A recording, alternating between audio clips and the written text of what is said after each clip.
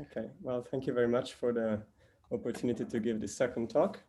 First and foremost, oh, can I switch slide? Okay, yes. I would like just to mention this topological recursion school and conference that we are organizing in September 2021. We are not sure that it's going to be possible, but we are organizing as if it is possible. And then, yeah, if things are not good enough, we will either postpone it or turn it into an online event. But you're very welcome to subscribe for it. It's divided in three different parts. The first part is 4 days of basic courses. So that's introduction on topological recursion.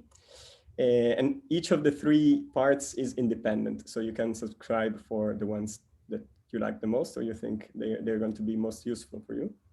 The second part is 4 days of advanced courses.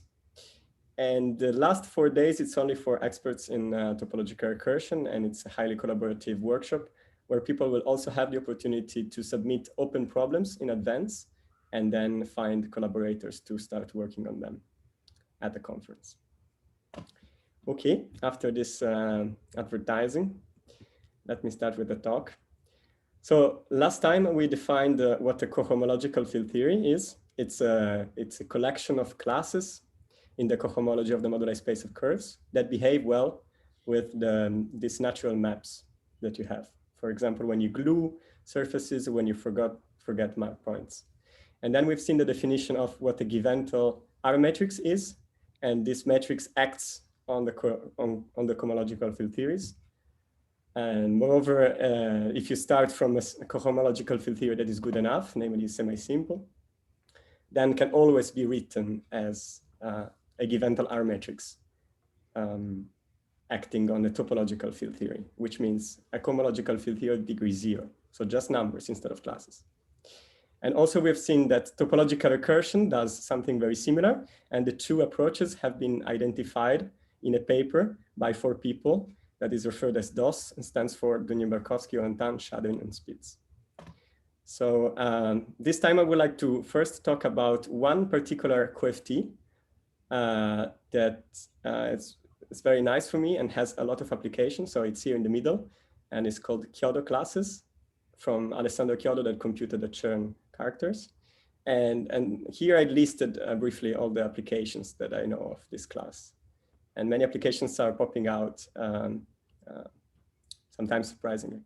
So I like this CohFT very much, and I will define this CohFT.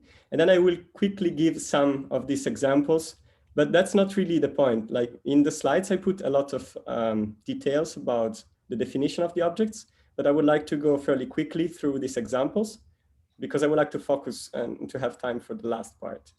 So I will quickly skip through them, and then you'll have the slides that I sent to Ilya. So you can also go back to some particular example that you like the most and have a more careful look at the definition. Alrighty. So let's start with the definition of Chiodo classes. So first I need 2 integers, g and n. G stands for the genus of the curve and n for the number of mark points. And also I need 2 other numbers, this parameter r that is positive and s that is an integer. And also I need these AIs, which are referred to as primary fields. They are between 0 and r minus 1. And I have to satisfy this modular condition. So here there are a little bit of details, but the main thing that happens is that you consider a moduli space of curves together with a line bundle, L.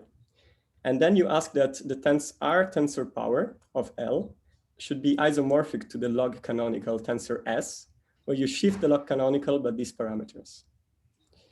And then, I mean, again, here are some details, but you have a universal curve and this line bundle L glues to a universal R root, and then you can consider the Chern character. The Chern character have been computed by Chiodo, and this is the formula. And if you remember the formula for the Hodge class, or you're familiar with Mumford formula, you can see that if you plug all the parameters equal to 1, so with all parameters, I mean S, and also R, and also the AIs. So all the parameters except G and N equal to 1. You see that these Bernoulli polynomials become Bernoulli numbers, and you have the Hodge class. So the definition of Chiodo class is the following. You take exponent of the sum of the Chern characters, weighted in this way, with x is just a formal variable. And then you take the push forward to MGM bar.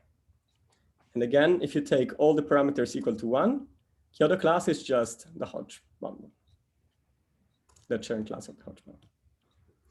Okay. So this is its expression as sum over stable graph. And if you remember the same thing with Hodge class, you'd see that it's basically the same. Again, you sum over stable graphs.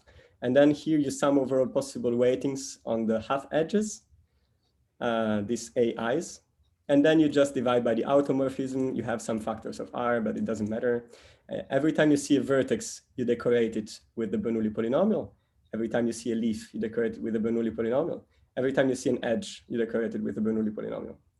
And then, so, Danilo, sorry for interrupting. So, am I understand correctly that Chiodo classes somehow can be constructed out of Chern and Psi classes?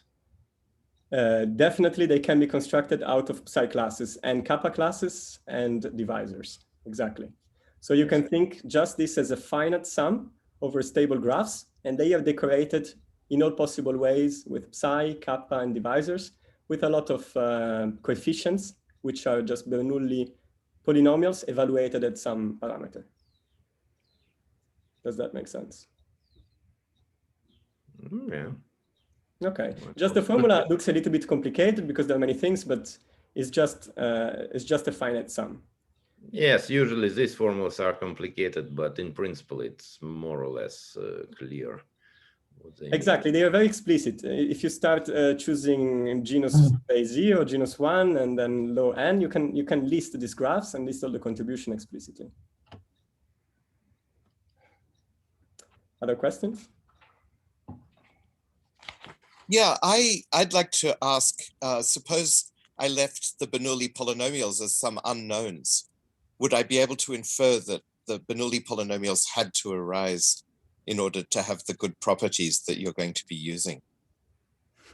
That's a very good question. I know of some properties that should hold for Chiodo classes, and they work because of the Bernoulli polynomials, but I'm not capable now to say for sure that the Bernoulli polynomials are the only polynomials that would have these properties, or, well. Okay, thanks. Right, yeah. So I cannot prove that is a necessary condition, but it's sufficient to have the properties that we want. Yeah, and so last time we've seen the definition of cohomological field theories.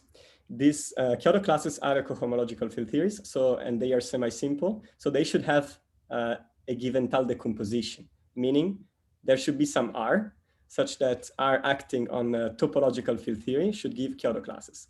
So I promised a formula like formula 2 for some R and for some alpha. So I have to, if I want to keep the promise, I have to show explicitly what these ingredients are. And R is this guy, just exponent of this diagonal matrix. And the topological field theory is defined by this Kronecker delta. And again, if you specialize all the parameters equal to 1, you see that this diagonal matrix that has rank R all of a sudden has rank 1. So it's not a matrix anymore, it's just a number. And then it comes back to the Bernoulli number that is the given Tal matrix for the Hodge class. Okay, so we can control, sorry? Question. Yeah. Maybe you go back. And yes, why this cohomological field theory is semi-simple and homogeneous? Yes, that's a very good question. Basically, it's tautologically true because the formula over stable graphs is so obviously given by a given Tal decomposition that you can immediately guess the R matrix and the topological field theory. And therefore, you know that if you start from a topological field theory and you apply this R matrix, you're going to get something that is semi-simple. Yeah, and for homogeneity, we need some Euler field from Frobenius manifold. And what is the Frobenius manifold here? Yes. So it's a little bit complicated to give the formula, but yes, indeed, there is an order field that you can use to construct the R matrix.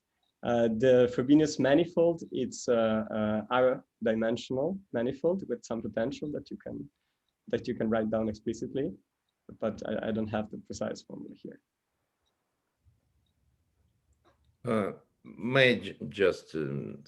I'm slightly lost. So in given tile decomposition, we have usually two parts of transformation, right? So we don't have a second part, so we don't have a quadratic part here, or we do?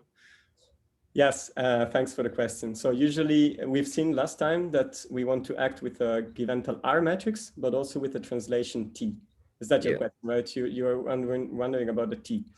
But also we've seen that given tal action behaves well in the sense that it preserves this flat unit when the T is related to the R. So that's why I haven't written the T. Because but it exists, it just... Yes. And actually there is a condition, and which I wrote small here. That's precisely, I think, the answer to your question. Like when S is in some range, and the range is this, and I think I flipped, sorry, this is a typo, I flipped the inequalities. So S is between 0 and R, then the T is just compatible with R, and it preserves the flat unit. When S is outside this range, it doesn't happen, and therefore you need to multiply by exponent of kappa classes. Mm-hmm. Thank you. And so last time we've seen this DOS identification between topological recursion and given tal action. So now you can wonder, because we know the R matrix, why can't we cook up a spectral curve, right? And you expect the spectral curve to depend on the parameter R and S. And the answer is this curve that I think many of you know very well, at least for the values R equal to 1 and S equal to 1. But if you plug R and S precisely here, and you run the topological recursion, the omega G ends are just sum of the mu i's of some prefactor that it doesn't matter. And then what actually matters are these integrals of Chiodo class intersected with psi classes. So the R and the S of the parameter correspond to the R and the S of the spectral curve. So somehow this theorem says that we can produce the intersection theory of Chiodo classes from topological recursion. Okay. And now I will start giving a lot of enumerative geometric problems in which Chiodo classes appear, to convince you that Chiodo class is everywhere. And I will go fairly quickly so that we can focus on the integrability part and the BKP part, which is, if I had to guess, it's probably more interesting for this audience. So this is another ELSV formula that was proved by Johnson, Panay-Panda, and Tsang, and involves Hurwitz numbers with an orbifold profile, Q. And it turns out that the right ELSV formula involves Chiodo classes with the parameters Q and Q. So this is an example of the appearance of Chiodo class. Another example, it's a ELSV formula conjecture by Zwanking, now proved, that involves the Hurwitz numbers of type R spin, so with completed cycles. This is related to the Gromov-Witten theory of P1. And it involves Chiodo classes again. And the right parameters you have to put in the Chiodo class are R and 1. Also, there is a generalization of this formula. You can ask both the R spin condition and the orbifold condition. In that case, again, Chiodo class pops out. And the right parameters are this R times Q here and Q in the second place. And also, you can ask for double Hurwitz numbers. The spectral curve, you probably recognize it. It's very similar to the one that we've seen before, except of Z or Z to the R over here. You have this Q of Z, and Q of Z is just this polynomial of degree D. So basically what this polynomial is saying is that you are... Sorry? So that was it. Is that a question? Okay, I believe maybe somebody forgot to mute. So if you take this Q of Z, that is just this polynomial of degree D, what you are saying on the ramification profiles over, say, 0 or infinity, doesn't really matter, is that you can put orbifold profiles of all the possible ramifications up to D. So you ask over 0, you can collide 2 sheets or 3 sheets or 4 sheets up to D sheets in all possible ways. And every time you use one of these profiles, you just multiply by this formal variable, say Q3, if I want to multiply, if I want to use ramification profile with a 3 cycle. Okay, so this variable is this weighted double Hurwitz number in the sense that I understand it? Yes, I mean, everything is weighted if you want, but in this case, the ramifications are not immediately of the hypergeometric type, as in they are without monotonic condition. So you can have simple ramifications inside in all possible ways without. So this doesn't. So it's not a hypergeometric generating. Maybe you can make it into a hypergeometric, but in principle, it's just usual Hurwitz numbers, just with another partition over 0. If it is hypergeometric, then what is the generating function? I mean, you can take the exponential limit as usual, right? Exponential of z to the r?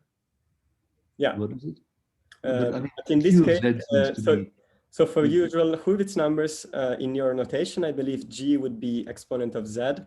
But in this case, you don't have only z, you would have exponent of q, I believe. Ah, I see. Okay, so these are just usual Hurwitz numbers with 2 partitions instead of 1. And then there is a ELSV formula that we computed with Bro, Do, Karev, and Moskowski. And the ELSV formula, it looks a little bit a mess. There are many prefactors, but I don't want to focus on this. I just want to focus on the fact that it involves Chiodo classes. And this has been derived by taking the Johnson-Panaripan-Tseng formula and taking a limit on the omega g ends. So differentiating the topological recursion correlators with respect to a parameter.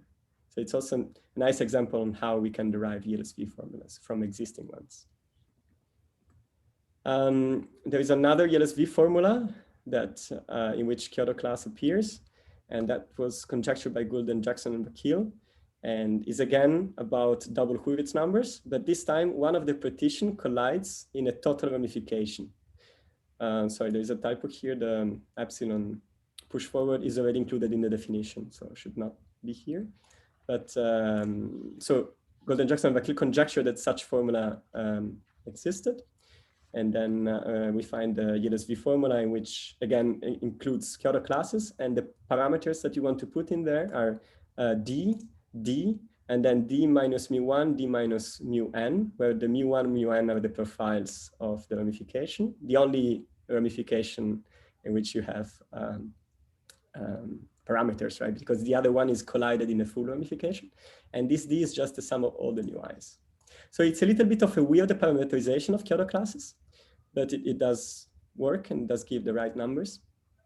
And also you can play a game because you're considering double Hurwitz numbers. So you have a partition over 0 and a partition over infinity. You can swap them, and geometrically this does nothing. But because of how topological recursion works, and topological recursion is prioritizes one of the 2 partitions, when you swap 0 and infinity, you actually get something non-trivial. And out of this formula, you get some non-trivial, they are not tautological relation, they are tautological relation between the numbers, so after integration. And you see here, Chiodo class is in there with different parameters.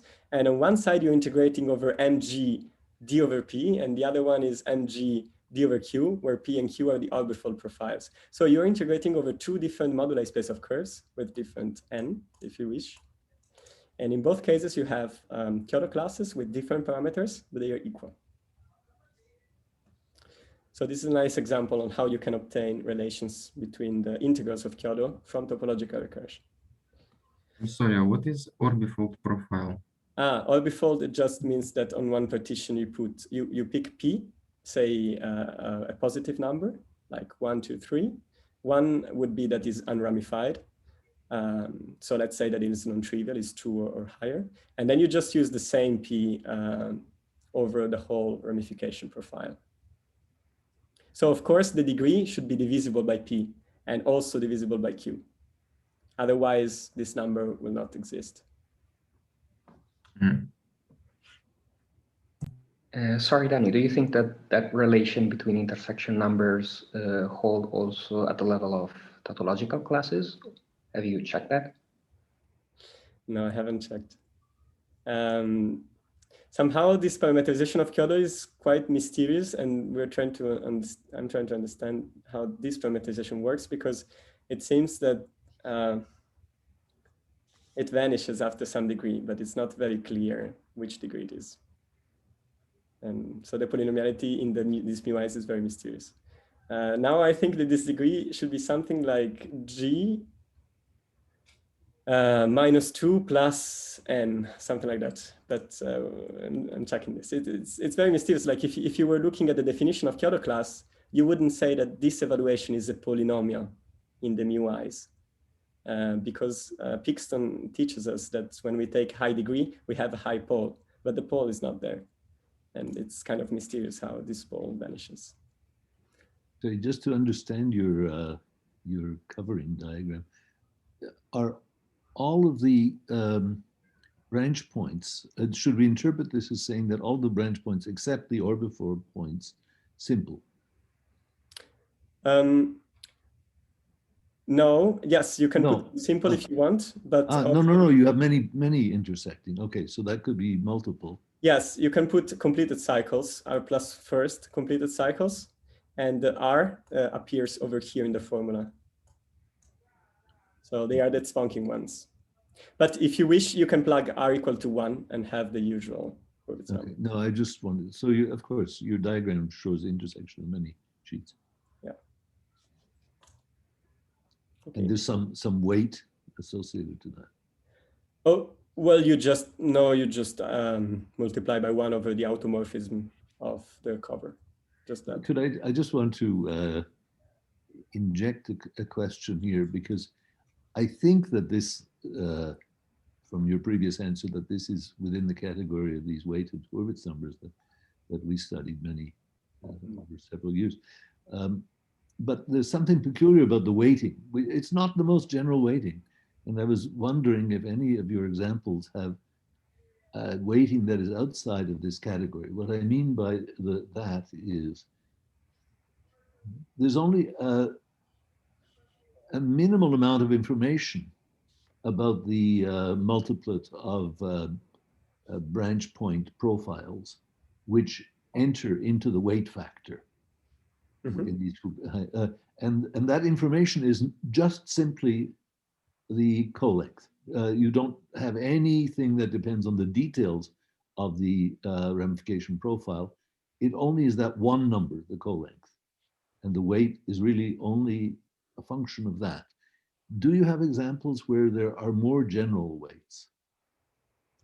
Yeah, so when you care about the co-length, I mean, if you have a ramification with fixed co-length, you can blow that up into a block of strictly monotone ramifications, right? So it would be the same thing as taking several strictly monotone blocks one after the other. But my question is: are there examples within your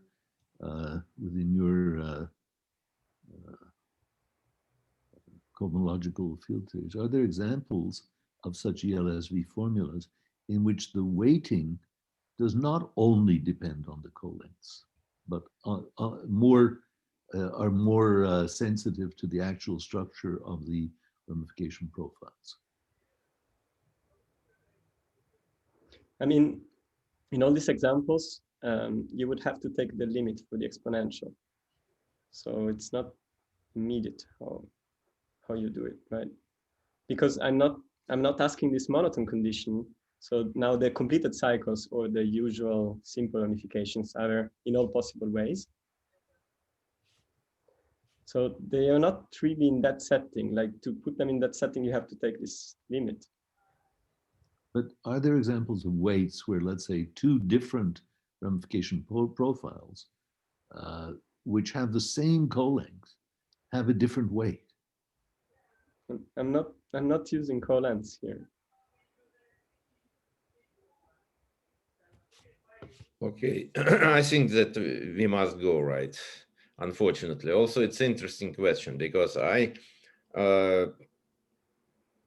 nevertheless ask a very short question because possibly the answer is unknown. So for these Chiodo classes, do we have, so we have so many graph representations, but do we have any graph representation in which we can see the cancellation of these rational factors? Sorry, which rational factors are you speaking No, about? you mean that in principle we might expect that these expressions have some denominators, right? In which variable or? No, That that's means the integrand, that the integrand looks like a rational expression, but actually there's a cancellation, so it should be polynomial. Oh, I see. Well, when we see this 1 minus psi class. no, that's fine because that's we always understand as an expansion. No, not this part. Should I go back to the sum of stable graphs? No, but well, it was just a very vague question, so don't go back. Just go for go forward. Maybe there is a thing that I'm not completely sure that I understood correctly your question, but for the previous slide with Gaetan and others, so we computed this YLSV for a double Hurwitz, and indeed, okay, so maybe this is related at least to what you were asking. There are these variable QJs, and the Hurwitz numbers are polynomial in the QJs by definition. There is no way they can't be polynomials. But indeed, what happens from topological recursion, when you deform the usual YLSV, you find a rational function in the QJs.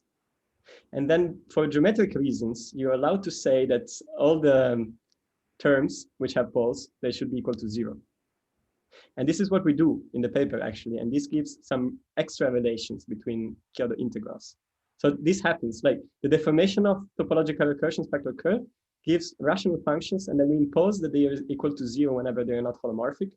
And we get non-trivial relations for the integrals. This happens. No, that's interesting. That's okay. And I mean, one last thing about, I feel bad about not necessarily answering John's question, but so for completed cycles, I don't think there is a big chance to take the approach of hypergeometric, as we were mentioning last time. But for, if you plug r equal to 1, then yes, we should be able to take this limit. And if we express everything as weighted Hurwitz numbers, and then we take the exponential limit, we should find again this setting. And now we should find which particular weights we should choose to get these numbers. But I don't know of any YLSV that has general weights, as you were asking. That seems like a very complicated thing to do. And also for the hypergeometric tau function, we have topological recursion, but again, we don't have YLSV formula. And maybe it's doable, but it doesn't seem easy to do. Okay, I will go forward. There's another YLSV formula that I would like to mention today. Probably I should skip a lot of applications of Chiodo classes, so otherwise I'll never make it. And there are some Hurwitz numbers that satisfy the BKP hierarchy instead of the KP hierarchy. And I just wanted to make you curious by showing this YLSV formula. It looks very similar to the usual YLSV, right? These prefactors are just the same. Everything is just the same, except that instead of lambda of -1, you have a double Hodge. And I will define this number. What is the definition of the left-hand side? Yeah, I will define in the upstairs, you see the index, and the BKP Hurwitz contains the definition of these numbers. So this is just a spoiler. Does it involve non-orientable covers?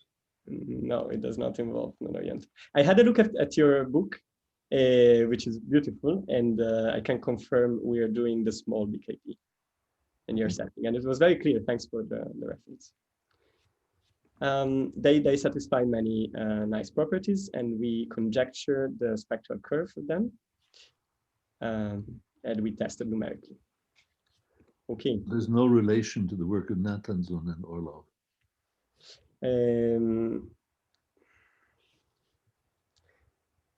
not that I can say much about now.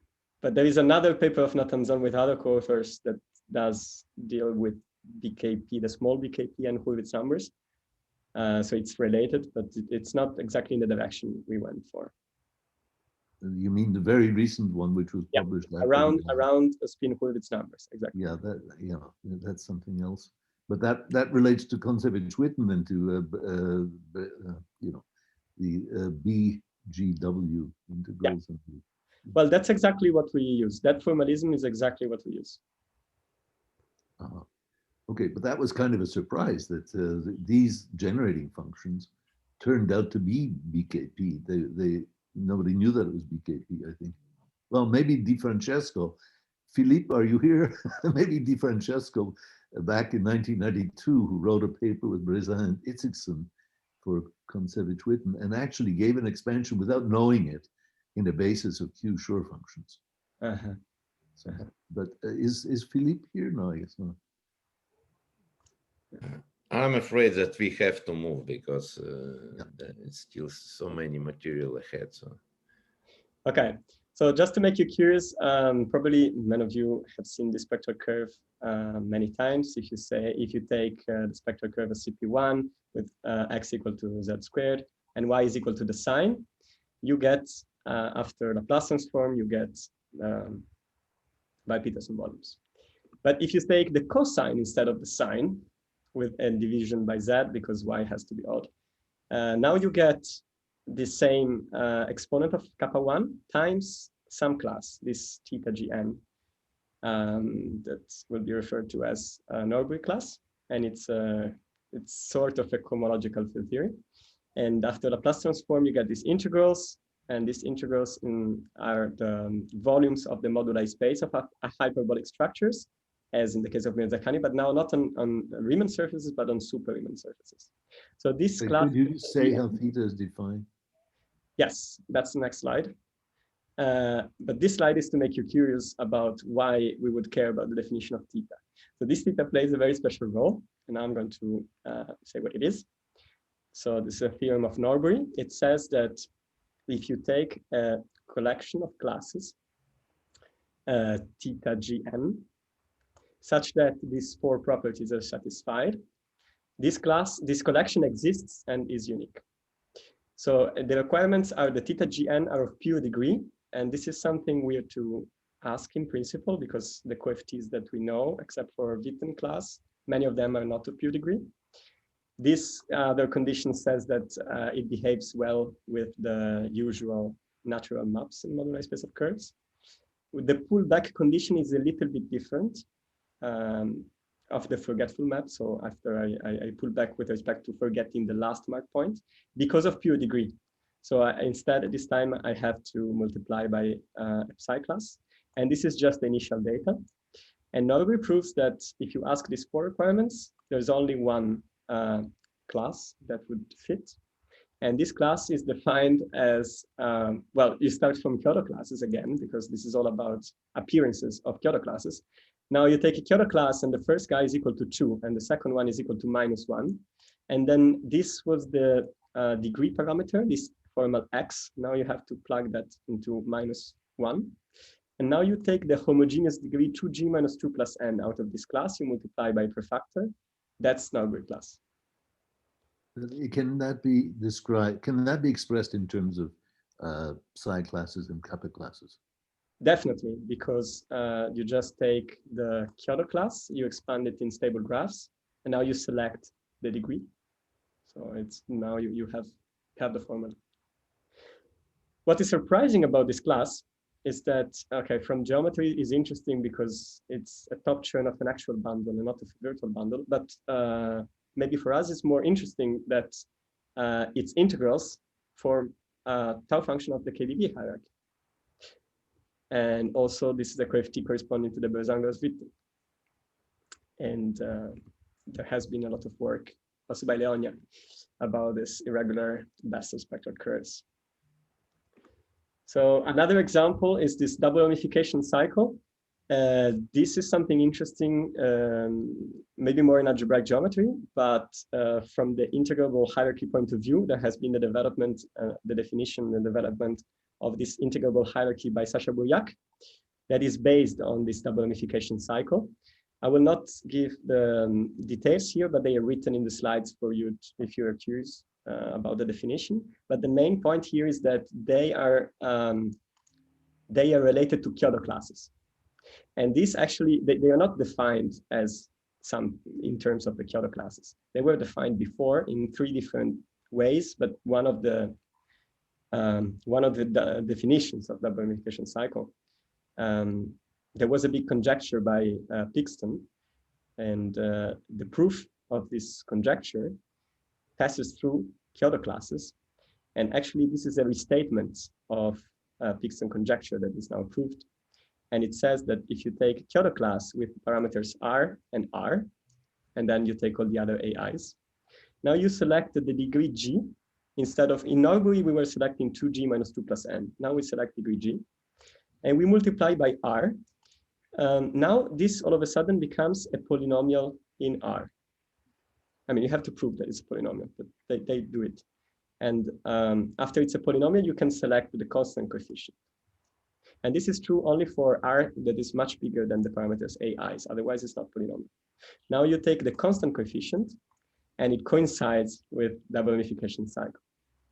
So if you want to obtain Pixton conjecture, you can take Chiodo class, you expand it in stable graphs and with this parameterization, and then you select the lowest possible order in R.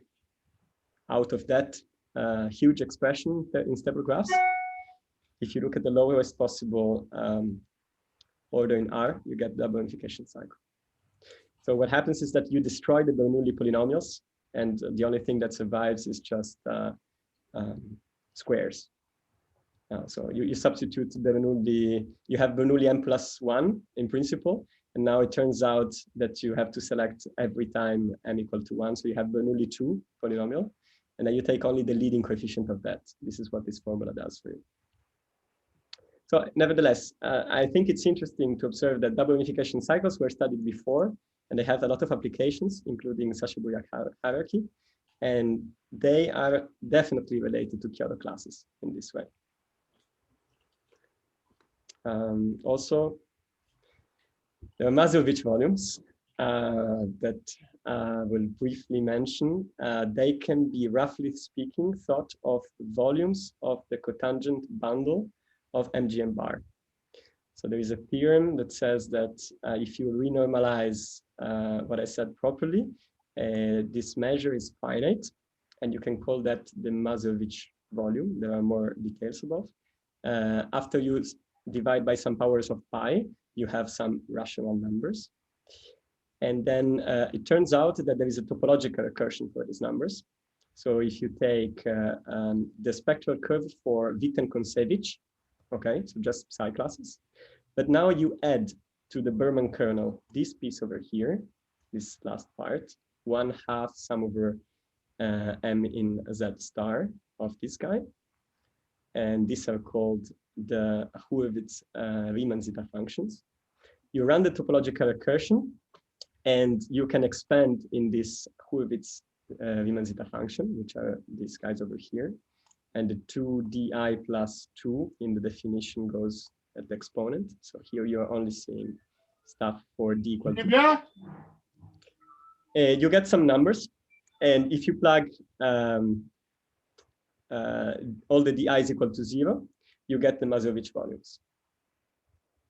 So Mazurowicz volumes are generated by topological recursion. This is the. So Danilo, is this omega a multi-current correlation function for, I don't know which one, for some tau function? I mean, I didn't say that. For me, these are just the topological recursion guys.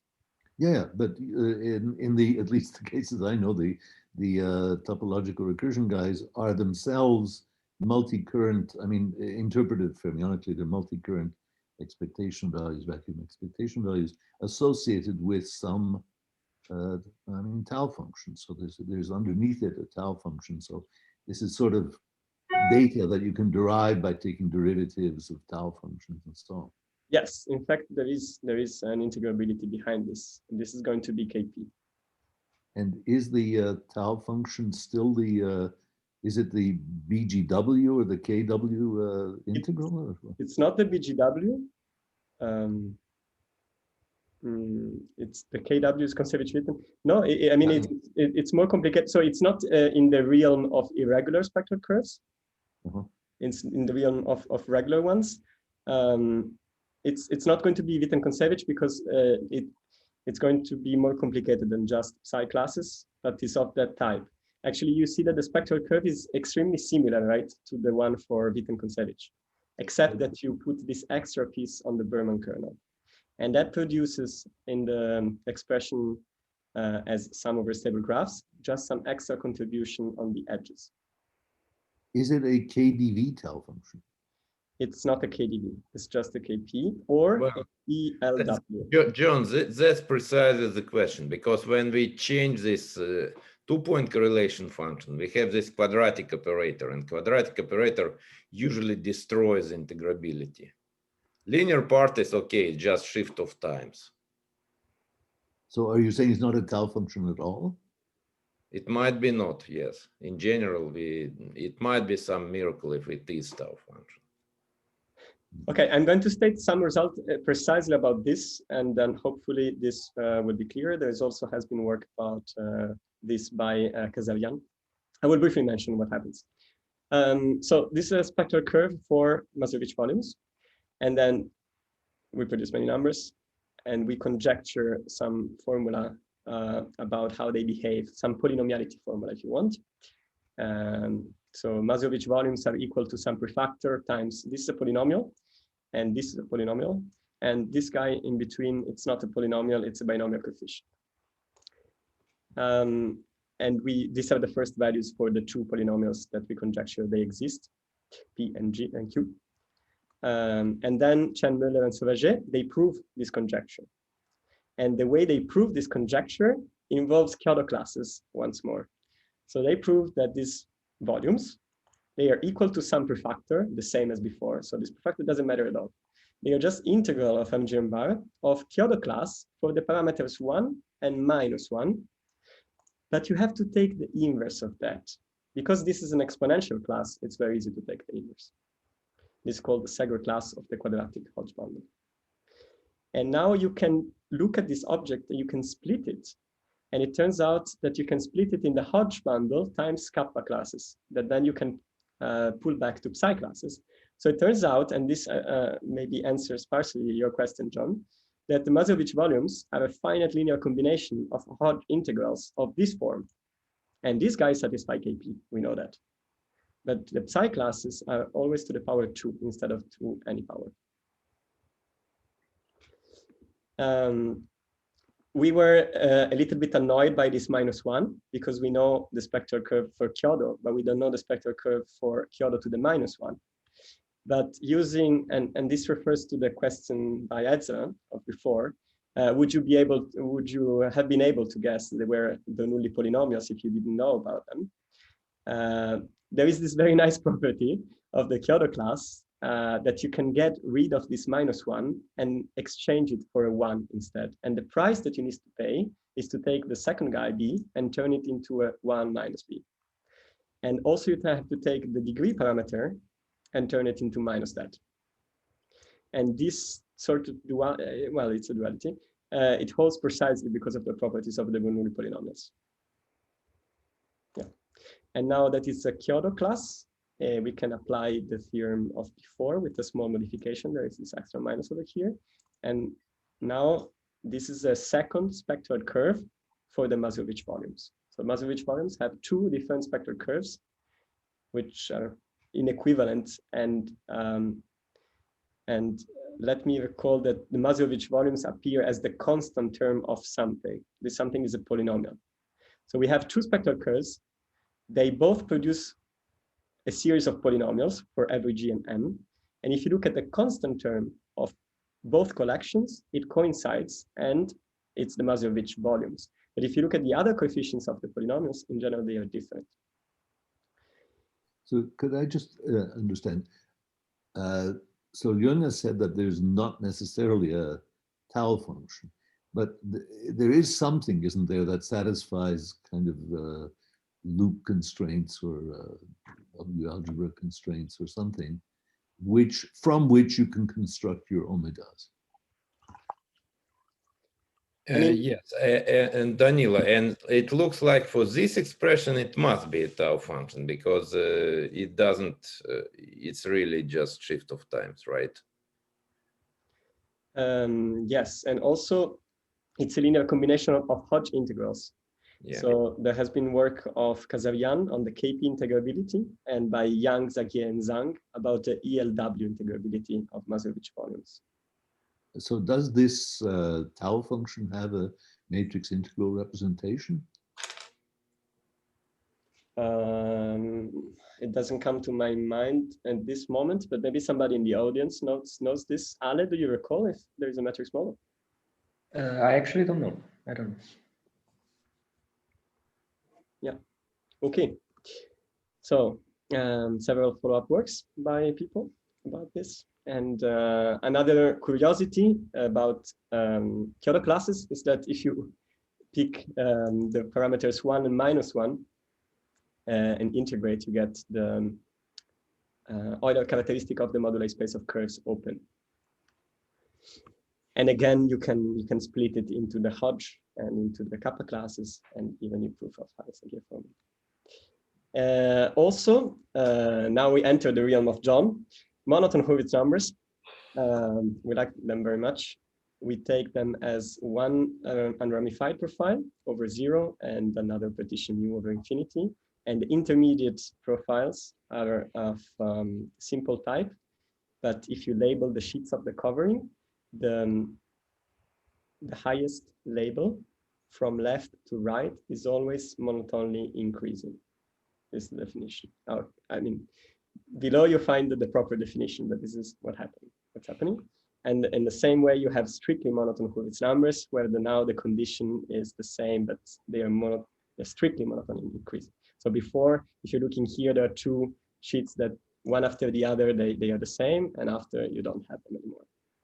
And the interesting thing, well, you can pack them together as divide the cover in several blocks and ask for each block whether it is monotone or strictly monotone, and you can ask how many ramifications you are taking from each. And also there is the nice Utsi-Murphy correspondence that says that every time you have a block of ramifications of strictly monotone type, you can exchange that, and it's completely equivalent, with one ramification of fixed colength. And if you had S ramifications of simple type before, now you have the colength that is equal to S. And this, for example, can be employed to prove that two enumerative geometric problems are the same. For instance, people were studying these R hypermaps, in which you have one ramification profile over 0, the orbifold ramification R over infinity, and the third ramification of any type. But the Riemann-Hurwitz formula, of course, fixes the colength for you without any further condition, just because the curve is compact. And on the other side, you can study the strictly monotone Hurwitz numbers with the orbifold profile. Now, if you do this swap, you get they're exactly the same. And for example, if you take monotone Hurwitz numbers with the orbifold profile, this is the spectral curve. And if you apply the DOS formula, you get an ELSV that, if you look at the class, it's just exponent of kappa classes, and that's it. So it's very simple. Exponent of kappa classes with some coefficients AM, and this AM satisfy this generating series. So the ELSV is extremely simple. And Chiodo class, it's in here hidden somewhere. And the other problem, the strictly monotone, also has a spectral curve and also has a ELSV formula. And this ELSV formula is much more complicated if you look at it. It has the usual division by psi classes, and upstairs you have a triple Hodge. But actually it's not exactly triple Hodge, it's a double Hodge and one Chiodo, because you have this minus 1 over here. You can factorize this into a triple Hodge times exponent of couple classes if you want. And then you have some extra divisor. But this formula, and I think this is interesting for people that like topological recursion, has not been obtained by DOS. And now you could be surprised. You could say, aha, you told us that every time, right, we have a spectral curve, we can apply DOS and obtain a ELSV. So why wouldn't it work in this case? Just the computation is very complicated. I think Ale tried a lot and has sort of a formula, but it's not as kind of compact or with a geometric meaning as we would like to. This formula has been obtained with a in a completely different way using Dubrovin and Young GW Hodge correspondence. And also another formula has been obtained again with the GW Hodge correspondence by Gisoni Grava-Neruzza, and also contains exactly the same class, exactly the same division, without this extra piece that you were seeing before. And this is for Hurwitz numbers with 2 blocks of strictly monotone. And this S takes care of how many ramifications you have to put in one. And the other one is determined by the Riemann-Hurwitz. And so now you have 2 sort of ELSV and you can compare them. And in genus 0, this extra piece over here disappears. So you can compare them and you obtain some combinatorial identity. And then, of course, there is this very general formula by Alexandrov, Chapuis, Enach, and Harnad that says that you can take any hypergeometric tau function.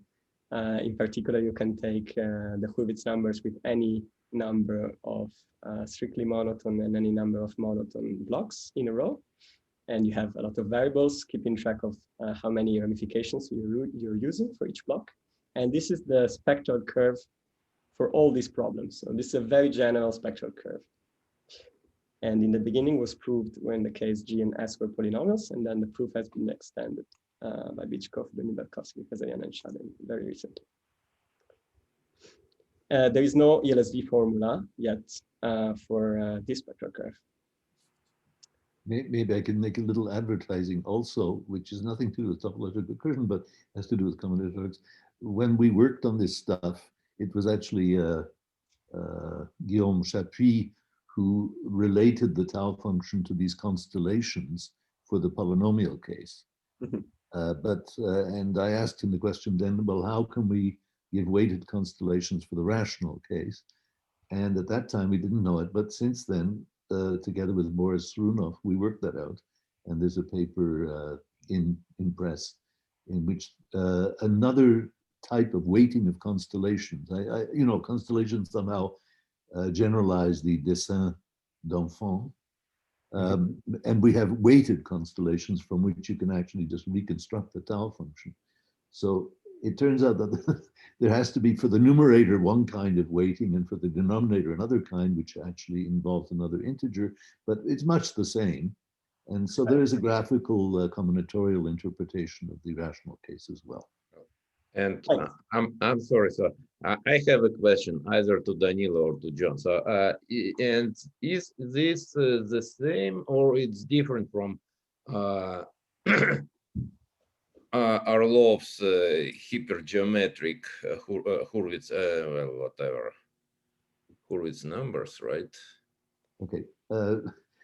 When you okay, the Orlov-Sherdon hypergeometric goes under the principle that for every sequence of complex numbers Ri, we can make content product formulae, which are actually satisfy Plicker relations, and write down a hypergeometric tau function. What we did in our stuff on Hurwitz was to, how shall I say, it's sort of like an integer interpolation. Instead of this infinite sequence of Ris, we determine the Ris as the evaluation of a weight generating function, G of Z, at integer multiples of Planck's constant. So that's just another way to parameterize the data. I believe okay, that because of great. usual analytic continuation, that Because they contain the same amount of data. So there's no difference between the two. okay, so thank you. So we are running a little pressed in time. So Danilo, how much time do you need actually? I can speed up a little bit. Yeah. Because we have no more than 5 minutes. I'm sorry.